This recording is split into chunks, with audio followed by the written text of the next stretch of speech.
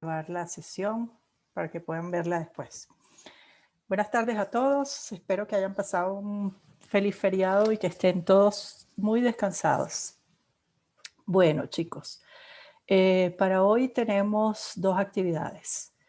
La primera, vamos a terminar con las infografías. Vamos a ver un ejemplo de una de las mejores infografías hechas por ustedes.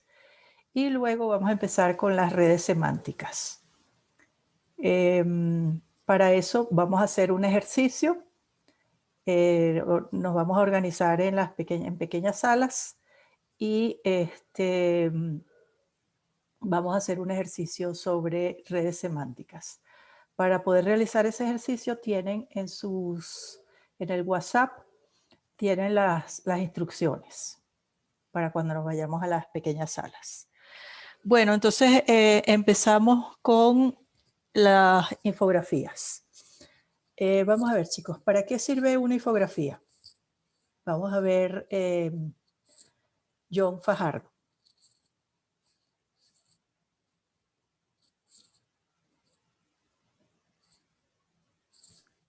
Buenas tardes, profe. Buenas tardes, John. Cuéntame. Ya le conecto con mi compañero para mostrar. No te estoy pidiendo que muestres, sino que me digas para qué sirve una infografía. Bueno, para dar a conocer temas con más claridad y precisión. Ok, sirve entonces para hacer la información más gráfica. Muy bien, John. ¿Para qué más? Vamos a ver, Diana Pérez.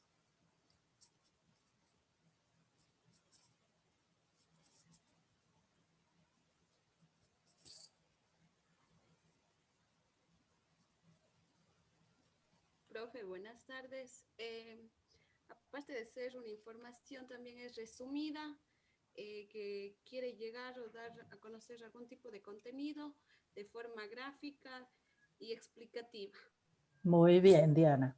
Exactamente. Entonces nos ayuda a tener una información más gráfica y una información resumida. Esas son las dos características más importantes de las infografías. Información gráfica e información resumida. Eso quiere decir que podemos tomar y presentar un gran cúmulo de información a través de una infografía. Entonces, eso es una de las cosas más importantes. Podemos resumir muchísimo la información y presentarla de una forma gráfica y agradable a la vista. Ajá, ¿por qué creen ustedes que estamos viendo las infografías en esta asignatura? Natalie.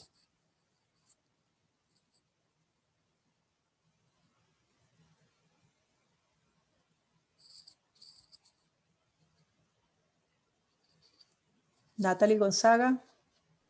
Profe, me repite, por favor, estoy con problemas de internet. Ajá. ¿Por qué piensan ustedes que estamos viendo las infografías en esta asignatura?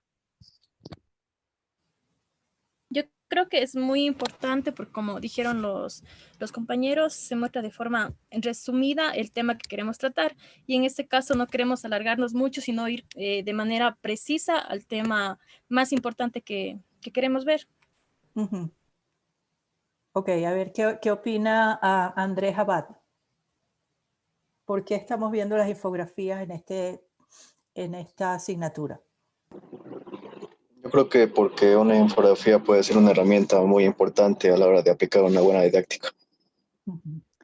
Ok, una infografía puede ser muy importante a la hora de aplicar también una investigación. Entonces, acuérdense ustedes que dijimos que uno de los principales productos que íbamos a obtener de esta asignatura es que al finalizar la asignatura vamos a tener hecho la mitad del piensa.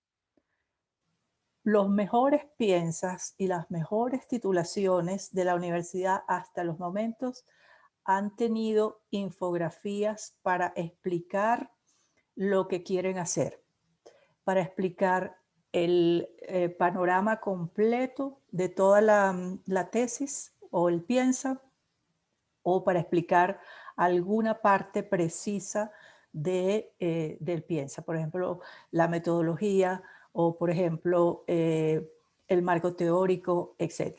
Entonces, las infografías son muy importantes, no solamente para la parte de presentación del piensa y la presentación de la titulación, sino también para la parte escrita.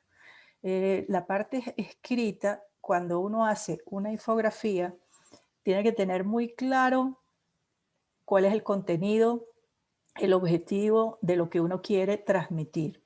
Si uno logra transmitir en una infografía la información, el lector va a tener mucho más, digamos, conocimiento y mucho más una perspectiva clara de lo que la tesis quiere decir, pero además eso sirve para uno aclararse uno mismo. Cuando uno puede hacer una infografía, entonces uno ya tiene claro qué es lo que quiere hacer y cuál es el objetivo de lo que quiere hacer. Entonces, por esa razón, les estoy pidiendo que hagamos infografías. Yo sé que ustedes ya las han hecho en ciclos anteriores y que ya ustedes las saben hacer, pero quise insistir en eso para decirles justamente esto que les estoy diciendo.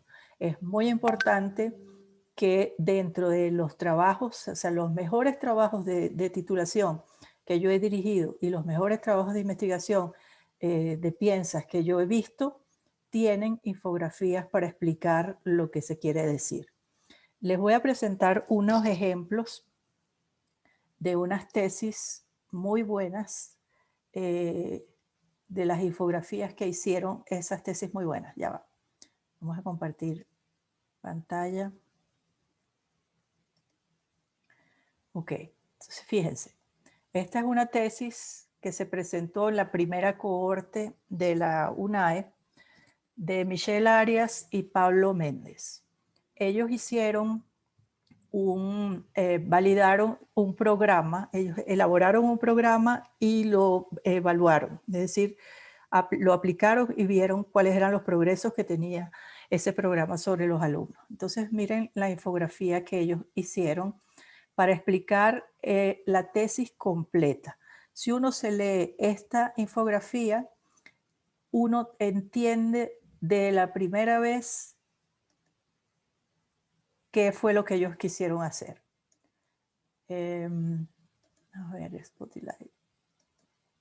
Ok, entonces fíjense, aquí está el planteamiento de la investigación, construcción de la herramienta, diagnóstico, aplicación de la herramienta de diagnóstico, resultados de la prueba de diagnóstico, pregunta de investigación y objetivos. Luego pasan a la fase de construcción de los instrumentos de recolección de información y a la fase de construcción del programa de intervención. Ellos mismos hicieron su programa de intervención. Luego, entonces, aquí tenemos la metodología. La prueba de escritura, textos PET de entrada, esta es su prueba de diagnóstico. Hicieron también una bitácora de información para ir haciendo un monitoreo de los alumnos a partir de el programa de intervención. Y luego, entonces, la prueba de salida. Y hicieron además una entrevista de un grupo focal. Esto lo triangularon. Y luego pasan a la fase de análisis de la información. Aquí tienen entonces la fase de análisis de los textos construidos por los alumnos. Y aquí entonces está la sistematización de las bitácoras de observación. Y ellos hicieron una cosa que fue muy original y muy interesante, que es que tomaron un alumno, el alumno que había salido mejor en la prueba de entrada y el alumno que había salido peor en la prueba de entrada. Y a esos dos alumnos les hicieron un seguimiento y al final entonces compararon cómo le había ido al alumno que había salido mejor y cómo le fue al alumno que salió peor. Y entonces eso está representado aquí con este dibujo. Ellos encontraron una metodología muy interesante para hacer ese tipo de evaluación. y luego resultados y conclusiones. Entonces, si uno ve esta infografía, ya uno sabe exactamente qué fue lo que ellos hicieron a lo largo de toda su tesis. La tesis tiene alrededor de 180 páginas, que está resumida en este cuadrito de aquí. Entonces, si nosotros somos capaces de hacer esto, nosotros tenemos claro qué es lo que vamos a hacer, tenemos claro cuál es nuestro objetivo, tenemos claro cuál es nuestra metodología y lo podemos presentar de manera de que los lectores de esa tesis puedan tener de un solo vistazo todo el panorama de lo que sucedió en esa tesis. Después tenemos otra que es solamente de la metodología. Tenemos la tesis de Carlos Pilco y Santiago Maldonado, que es de la segunda cohorte. Entonces aquí tenemos la metodología que ellos utilizaron.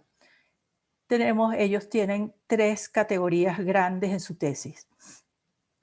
Pedagogía de la gestión directiva, pedagogía dentro del aula y unas pruebas de rendimiento. Aquí para... ¿Esto por qué está así? Ok. Aquí entonces, para evaluar la pedagogía de la gestión directiva, utilizaron análisis documental y entrevistas al rector. ¿Y cuáles instrumentos? Guía de análisis y guía de entrevista. Para la pedagogía, para estudiar la pedagogía dentro del aula, utilizaron la observación directa y entrevistas a docentes, guías de observación y guías de entrevista.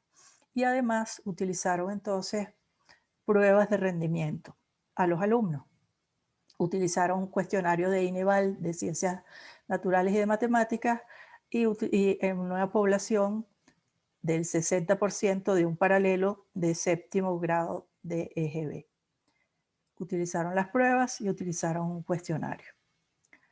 Entonces, igual, uno ve esta información de aquí y uno sabe entonces cuál fue la metodología que ellos utilizaron y además, de paso, sabe cuáles fueron las principales categorías y qué utilizaron en cada una de las categorías.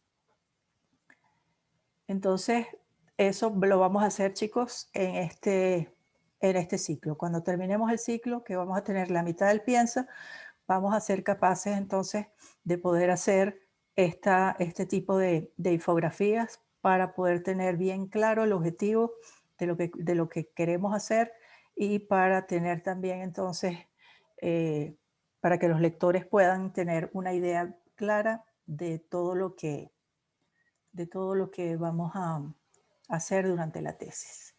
No sé si tienen alguna pregunta con relación a esto.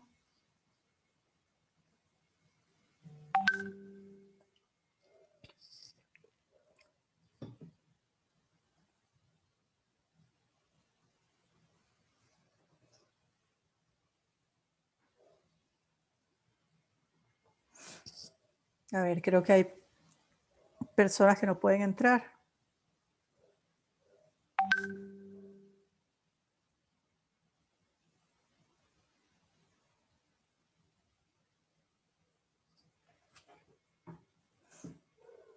Ok. Bueno, chicos, ¿alguna pregunta? Adriana, ¿alguna pregunta?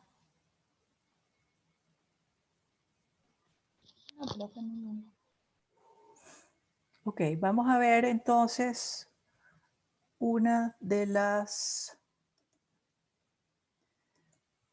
infografías de ustedes que me pareció muy interesante. Vamos a ver esta infografía que es de Estefanía Guzmán, John Fajardo y Miguel Lazo. A ver si alguno de ellos está presente para que por favor nos explique esta infografía.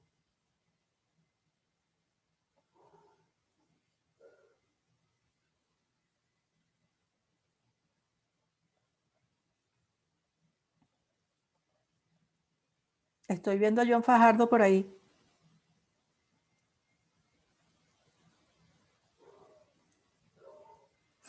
John, ¿nos puedes explicar? Sí, profe. A ver.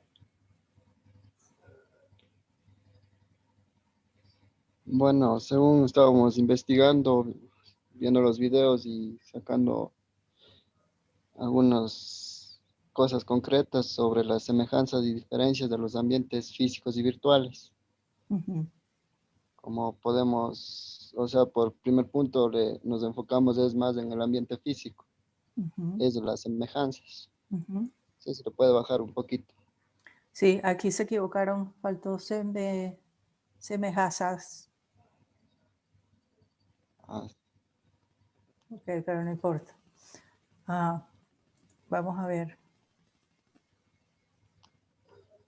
ya el ambiente físico se refiere es al espacio natural en donde los personajes desarrollan la acción, en la cual intervienen las siguientes dimensiones, como es lo físico, el temporal, el racional y el funcional. Y tanto como en el ambiente virtual, es en el espacio que se crea, es en Internet, que es lo más esencial, es la conectividad de Internet para propiciar el intercambio de conocimientos entre instituciones educativas y estudiantes a partir de plataformas que se dan en la interacción en el proceso de aprendizaje, que puede ser simétrico o asimétrico. Ajá, pero no nos los leas, explícanos nada más, porque para leerlo lo leemos nosotros. Claro, o sea, ya me iba para allá. Lo físico como el ámbito virtual, el principal objetivo es dar a conocer algo, o sea, un aprendizaje, compartir un aprendizaje. Es fomentar una investigación que se puede hacer en ambos ámbitos, tanto en lo físico y en el virtual también se utiliza los recursos como son las TICs. También se da el refuerzo académico por diferentes formas. En el físico, retroalimentación directamente, y en el ámbito virtual se da por medio de juegos o revisión de artículos. Y bueno, pasando a las diferencias, sería que, como le acabé de mencionar, en el ambiente físico no es necesario conectar 100% de internet, mientras que en el ambiente virtual sí.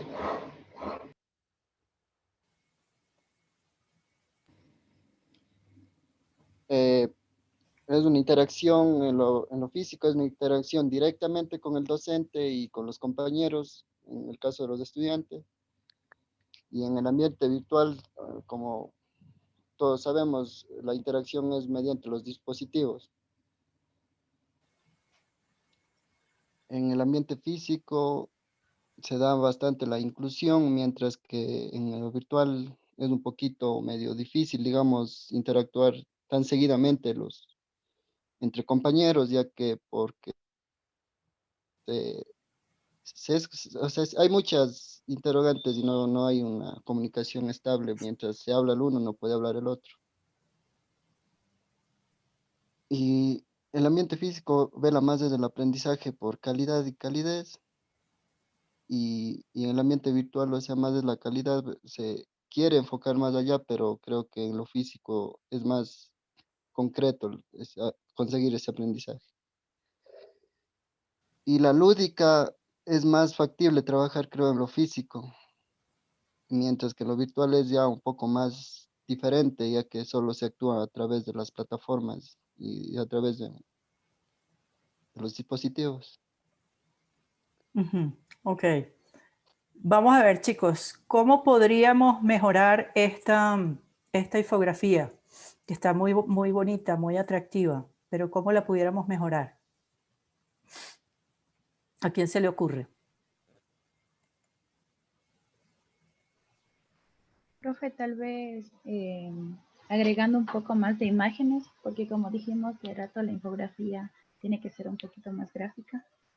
Ujú, puede ser. ¿Qué otra cosa? Profe, tal vez la Ser semejanza. más concreto, Ajá, a ver. no poner mucha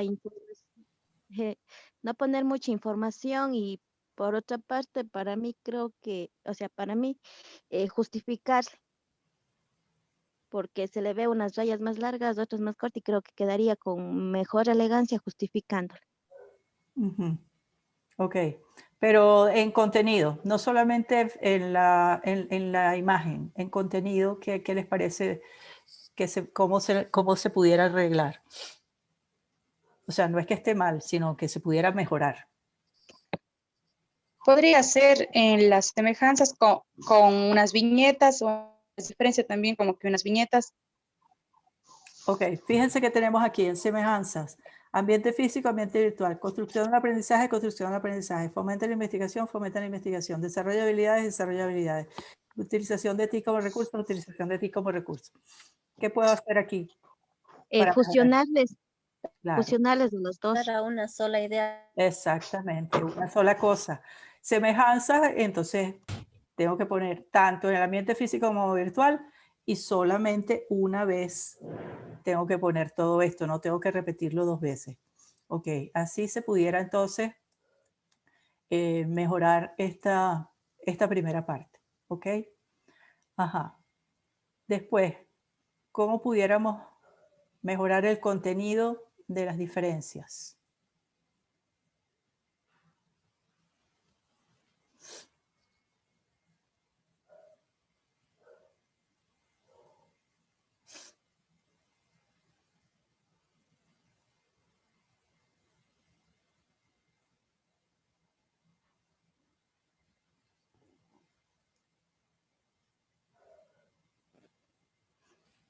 A ver, Estefanía, ¿qué piensas tú?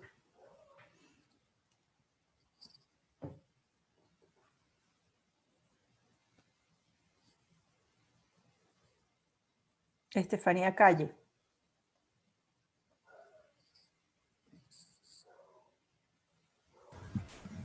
Profe, ¿cómo está?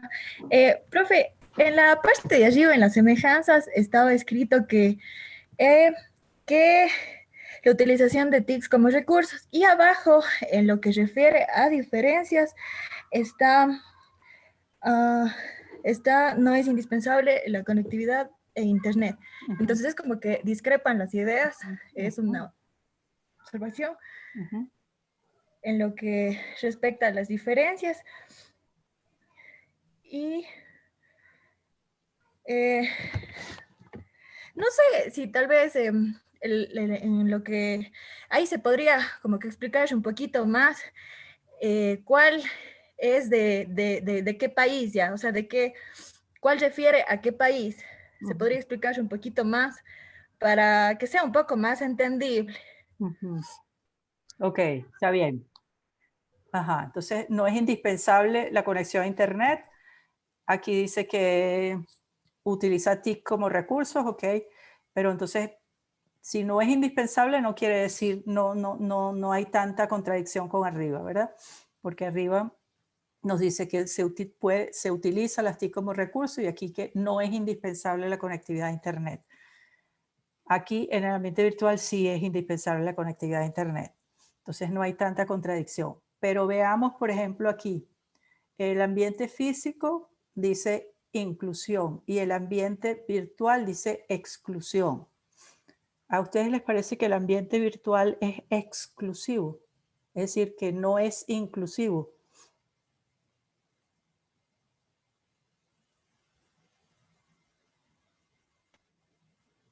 Profe, A ver.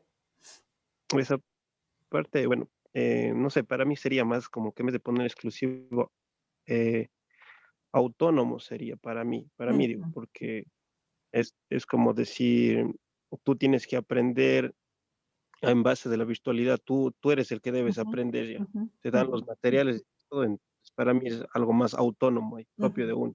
Exactamente. Aquí, entonces, en lugar de exclusión, es preferible poner autonomía o poder mayor autonomía y aquí a lo mejor un poco menor menor autonomía, porque exclusión es como un término muy, muy fuerte. Aquí, por ejemplo, nosotros en Zoom, ahorita estamos en Zoom y no estamos excluyendo a nadie, estamos participando todos. Entonces, de repente, este término está un poco mal utilizado. Entonces yo cambiaría exclusión y asumiría totalmente el comentario de Claudio, de que más bien es autonomía. Ok. Aquí propicia lo colectivo y aquí está más ligada al individualismo. Bueno, también individualismo es un poco fuerte. Podemos volver a decir, está más centrada en el trabajo individual, más que individualismo, ¿no? Era por una más centrada en la calidad. Bueno, en realidad esto pudiera ser cierto. Y la lúdica la desvincula al... Ajá. Uno cuando cuando está en un ambiente virtual, no puede jugar.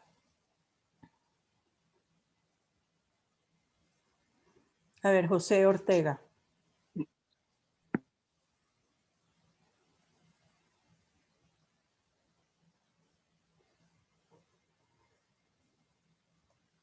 José.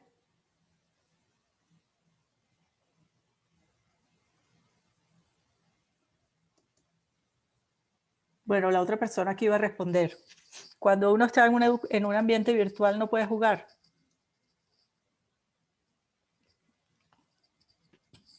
Profe, sí puede jugar. Es como usted hace con el Kahoot, hace una interacción. Exactamente. Entonces ahí creo que deberían cambiarle. Exactamente. Entonces aquí la lúdica como medio fomenta la interacción de los educandos y aquí la lúdica centra la desvincula al estudiante del contexto. Esto también está un poco fuerte y obviamente que uno puede utilizar recursos lúdicos con el ambiente virtual sin necesariamente desvincular al estudiante del contexto. ¿Ok? Entonces, bueno, esas son, digamos, las cosas que pudiéramos utilizar para mejorar esta infografía. Pero de resto, pues está bastante bonita, bastante bien presentada, con colores muy atractivos y pues bastante bien, ¿no? De hecho, pues es una de las mayores notas. Pero como ven, siempre se puede mejorar.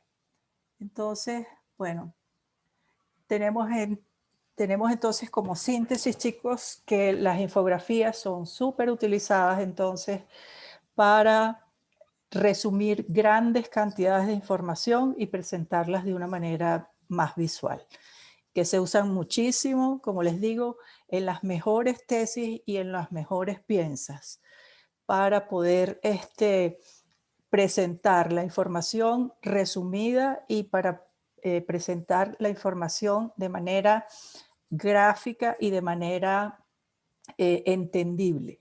Si uno presenta una infografía, una buena infografía, los lectores no tienen sino que ver la infografía para entender todo lo que se hizo en la tesis o en el piensa.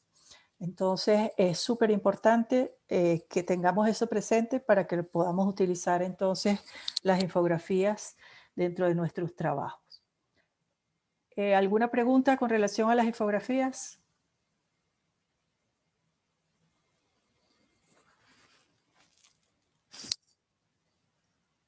¿Sí, profe o no, profe?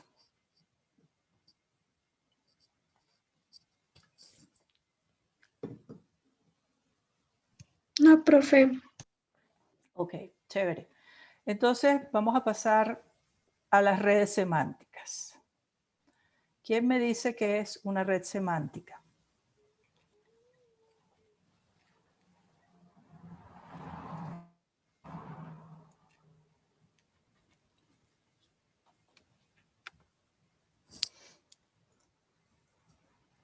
A ver, Rosa, ¿qué es una red semántica? ¿Qué es una red semántica? Aquí está la definición de un. Se utiliza ante nombres no conocidos o que aparecen. ¿Qué fue eso? ¿Qué es una red semántica? A ver, ¿quién sabe qué es una red semántica? Nadie. Profe, ¿podría ser más o menos como una estructuración de un mapa mental en el que se encuentran algunos conceptos y definiciones sobre un tema en específico? Exactamente, muy bien, Erika. Es como un mapa mental. Y Soy para... Estefanía, profe. ¡Ay, Estefanía! Lo que pasa es que me salía como que Erika era la que estaba hablando. Ok, Estefanía. Muy bien. Exacto. Entonces es como un mapa mental. ¿Y para qué sirve, Estefanía? Sirve para conectar las ideas, o sea, para no hacerle como que tan extensa una temática. Entonces conectamos las ideas y sabemos como la estructuración de ese tema. Ok, fíjense, las infografías sirven para presentar el tema y las redes semánticas sirven para analizarlo, para establecer relaciones entre los diferentes conceptos. Entonces, una infografía relaciona conceptos unos con los otros y eso nos sirve para reconstruir un texto completo de una manera diferente a como la tenemos presentada. Entonces, nos sirve para poder relacionar un concepto con otro concepto y nos sirve entonces para poder analizar un texto. Nos dan un texto y nosotros tenemos entonces que hacer un mapa mental para poder interpretar ese texto. Eso es lo que es una red semántica. En las redes semánticas se están utilizando muchísimo para análisis cualitativo con diferentes plataformas, con en vivo, con muchas plataformas. Se usan redes semánticas para poder analizar textos, para poder analizar entrevistas, para poder analizar cualquier tipo de información cualitativa. Entonces vamos a ver también las redes semánticas porque eso también nos va a servir para hacer los análisis que tenemos que hacer para los piensa. Vamos a ver entonces lo que es, vamos a ver un ejemplo de una red semántica. Ok, esto es una red semántica, chicos. Una red semántica está formada por nodos. Estos círculos que tengo aquí se llaman nodos y están formados por conceptos, generalmente representados por sustantivos. Las líneas que veo, las flechas que veo, se llaman enlaces y son las que sirven para relacionar los diferentes conceptos entre ellos. Entonces, aquí tengo mi eje central, mi nodo central es la inclusión en el aula. Estoy trabajando con ese concepto, con la inclusión en el aula. Y ese concepto principal se relaciona con la labor docente, es decir, el docente incluye o no incluye a los alumnos dentro del aula. Luego transmite valores, realiza estrategias docentes y utiliza el lenguaje en el aula, un lenguaje inclusivo en el aula. Entonces, fíjense que lo que tengo por fuera, por fuera de los enlaces son verbos. Entonces, dentro de los nodos tengo sustantivos y fuera de los nodos, en los enlaces, tengo verbos. Puedo tener verbos o puedo tener preposiciones. Aquí puedo decir, por ejemplo, inclusión en el aula, puedo decir a través de, en lugar de realiza. Aquí, inclusión en el aula permite valores, así sucesivamente. ¿Okay? Entonces puedo utilizar verbos como puedo utilizar preposiciones.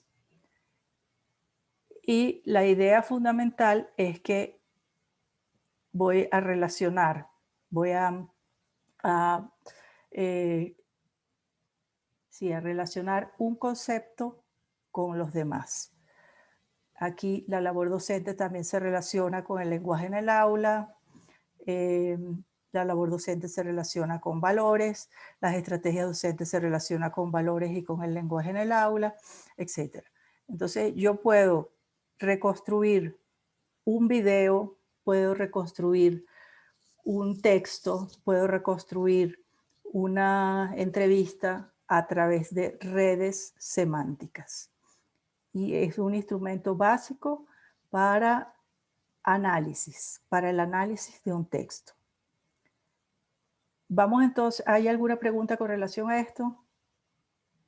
Acuérdense, nodos, enlaces, los nodos están formados por sustantivos, los enlaces relacionan los nodos entre sí y son básicamente verbos o preposiciones. ¿Está claro?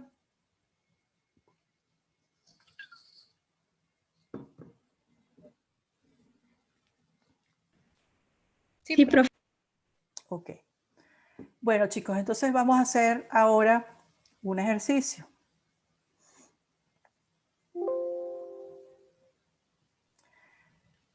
Vamos a hacer una red semántica a partir del siguiente texto. Las aves tienen plumas. El canario es un ave y come semillas. Violín es un canario. El halcón es un ave y tiene patas. Y Pedro es un halcón. Voy a hacer una red semántica con esta información que tengo aquí. Esta misma información la tienen ustedes en el WhatsApp. Porque ahora nos vamos a dividir en pequeños grupos y esos pequeños grupos van a trabajar con este texto. Como nos vamos a dividir en salas, no van a poder ver este texto que está en la sala principal, por eso lo tienen en los WhatsApp. En el WhatsApp, perdón. Entonces, nos vamos a dividir en pequeños grupos y cada grupo va a ser una red semántica en un PowerPoint para luego presentarlo en la sala central. Cada grupo va a escoger entonces también a una persona que es el que va a presentar el trabajo del grupo en la sala grande. ¿Está claro?